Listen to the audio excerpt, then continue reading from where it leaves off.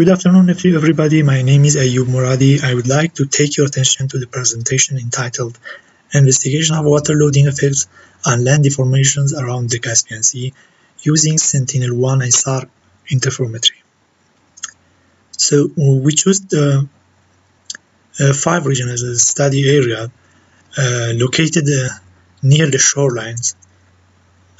As you see, 4 of the regions are located on peninsula where the land is surrounded by the lake maximally.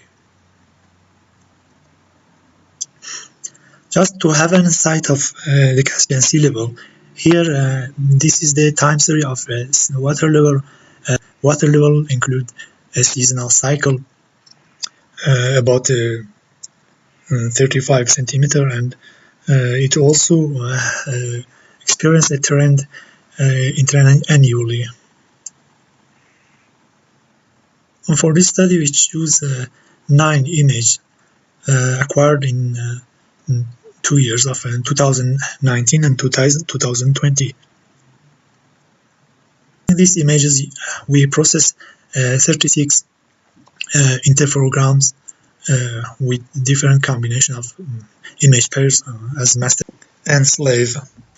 As you see here in the table, temporal baseline are around 12 and more than 500 meters. The processing steps are done using a SNAP environment.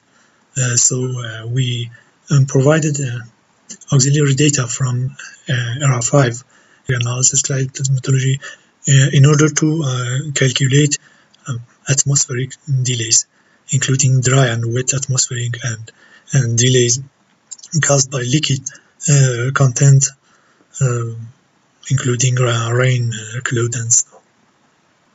All these delays are calculated for each image and finally subtracted from interferometry pairs. Accordingly, in order to calculate ionospheric delay, total electron contents are provided from GNSS data server.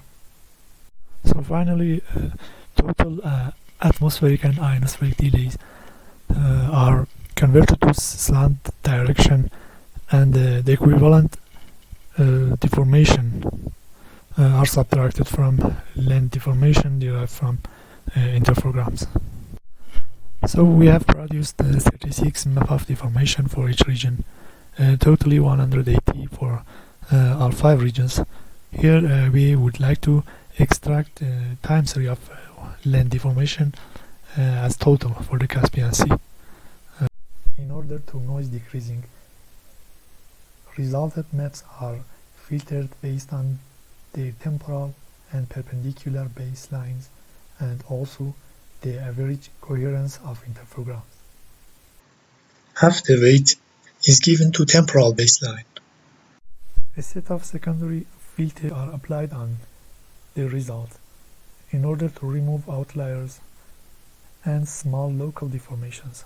So for each map of deformation, we expect to extract 2 kinds of land vertical deformation. The first is a general deformation which equals to the mean of the map. So general displacement for each map is the displacement of slave relative to the master date. The general displacement comparing to water level. So the relative displacement, which means how much the region is sloped, and the relative displacement compared to water level variations. Water level is in centimeters, displacement is in millimeters. The results generally agree with the water level variations for trend particularly.